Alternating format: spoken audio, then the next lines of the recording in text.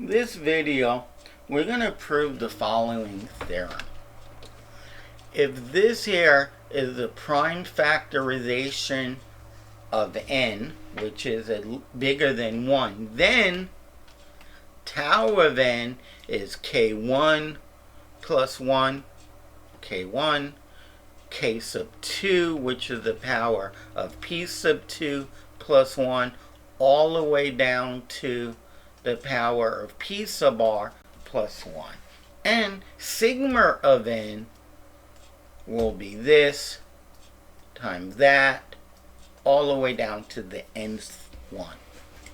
So let us talk about what this tau and sigma are. Tau is the number of divisors for a given number. For example, tau of 10, it's going to be 4, because the divisors of 10 are 1 and 10, 2 and 5, 3 doesn't go into 10 evenly, 4 doesn't go into 10 evenly, 5, oh, I already said 5. There it is. There are 4 divisors. Sigma of n, just like capital sigma means add, in this case, lowercase sigma means to add. You add the divisors. You add the 4 divisors, 4 in this case, and you get the number 18. Just know what the definition is, and it's really not that hard. If you were asked what is tau of 14, well, 1 and 14 are factors. 2 and 7 are factors. 3 doesn't go in, 4 doesn't go in, 5 doesn't go in, 6 doesn't go in. You can say 7 does, or you can say you already said 7. That's when you stop. It turns out that it's 4 again. It's not always 4. And I should have 10 in here. Sigma of 10 is 18. And sigma of 14 looks to be like 25, I think, or 24. Is 1 plus 2 plus 7. Well, that's 10. Plus 14 is 24. Okay. Just one more comment about these two functions. Tau over prime is always going to be 2. And this is by definition. A prime only, a number is prime, like 7 is prime, because its only factors are 1 and 7. Well, that's 2 factors. 11 is prime by definition because it only has 2 positive factors. Okay, the number 14 is not prime because I can find other numbers that multiply out to 14. Okay, other than 1 and 14. I found other factors of 14. Okay, so that's why it's always going to be 2.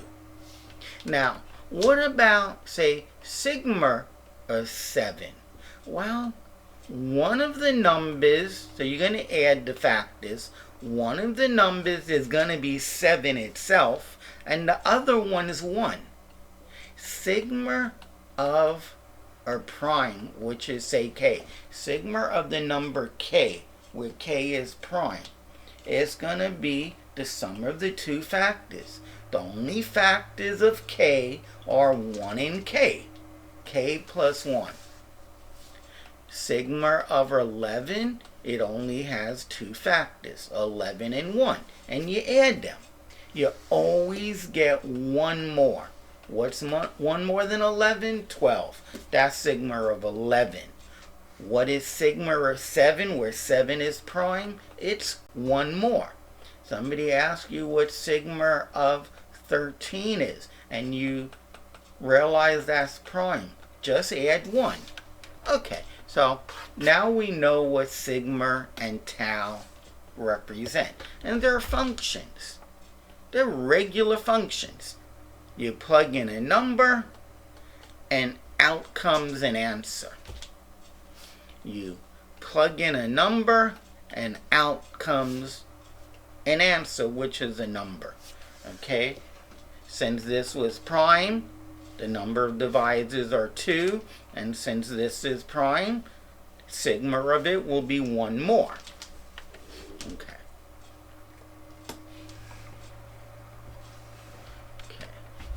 Now, let's get into the proof. If you watched my last video, it said that if the prime factorization of a positive number n looks like this, okay, so let's write this.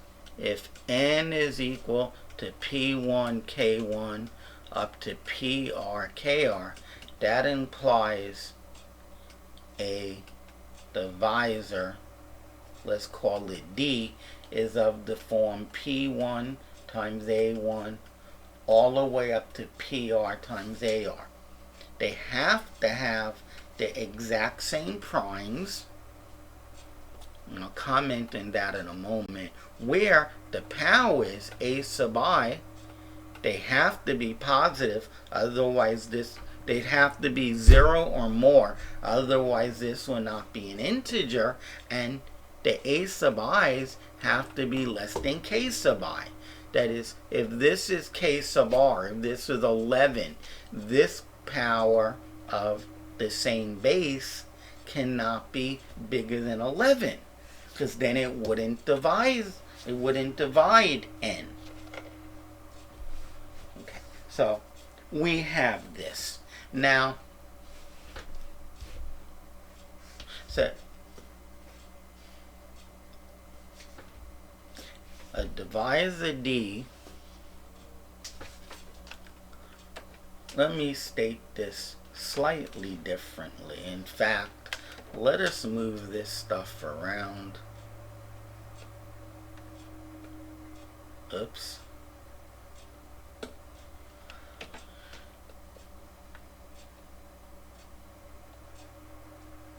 Okay, so a divisor D of n is of the form D equal to P1 raised to the A1, P2 to the A2, up to P sub R to the A sub R, where those powers are all A sub I is between 0 and 1. Okay. Now, how many choices for A1? And the answer, that is, how many choices do we have for A sub 1? Well, A sub 1 goes between 0 and K1. So you have 1 and 2 and 3 all the way up to K1. That's K1 numbers. But then you add on one more digit. You're going to have K1 plus 1 choices. How many choices do you have for A sub 2? Well, it has to go from 0 to K sub 2. How many choices for A sub 2? You're going to have K sub 2 plus 1 choices. How many let's put some dots in here. Dot, dot, dot.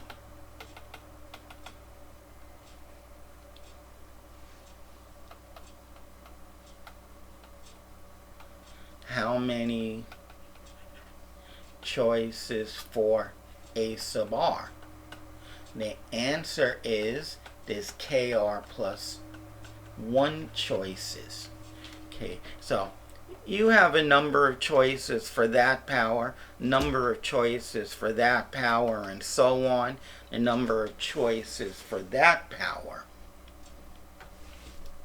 Hence, there are k1 plus 1 times k2 plus 1 all the way up to kr plus 1 different devices for the number n. Okay, so let's see, this was the proof for A, and the proof for A is now done. Now, the choice of the proof of letter B. Okay. Now, letter B is the sum. If you consider the following,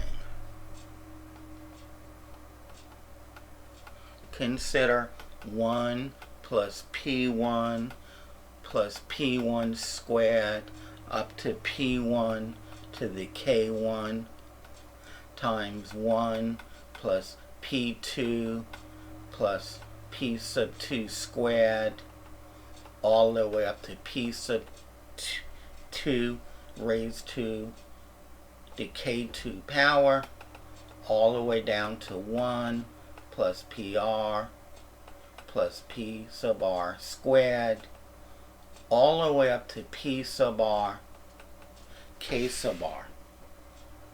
Now, if you were to multiply this out,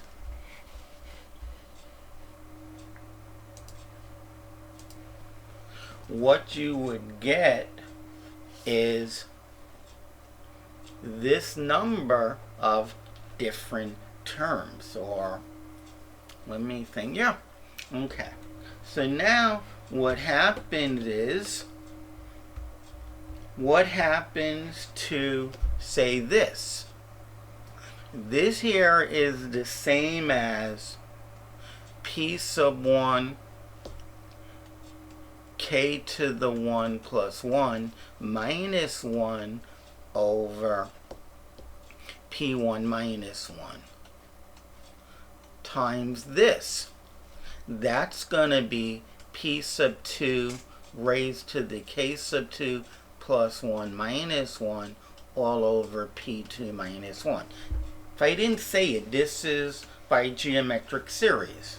This here is going to be P sub R to the K sub R plus 1 minus 1 over P sub R minus 1.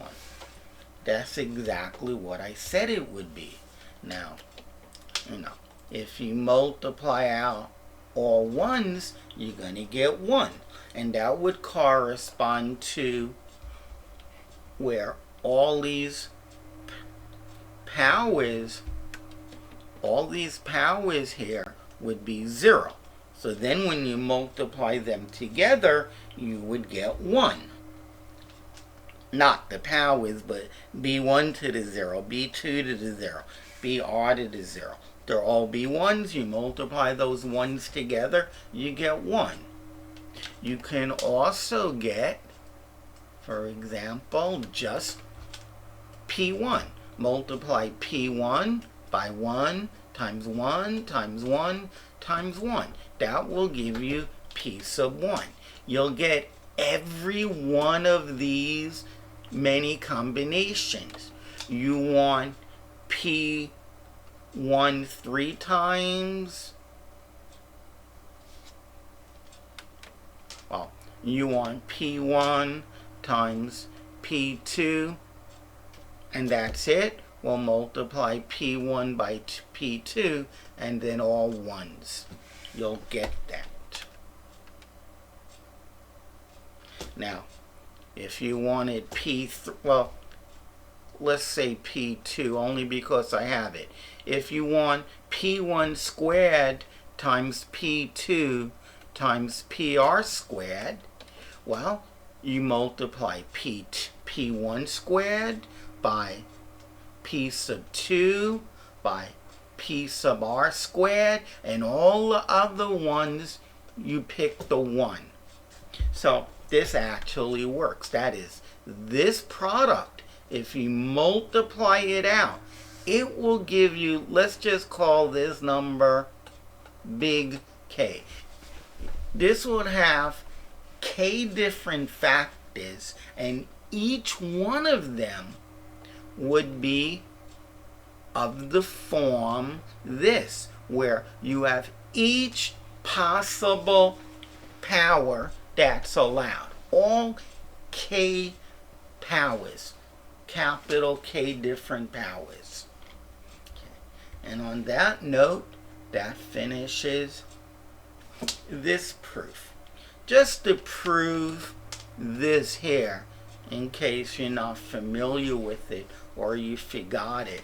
If you have 1 plus r squared all the way up to r sub n, and let's call that s.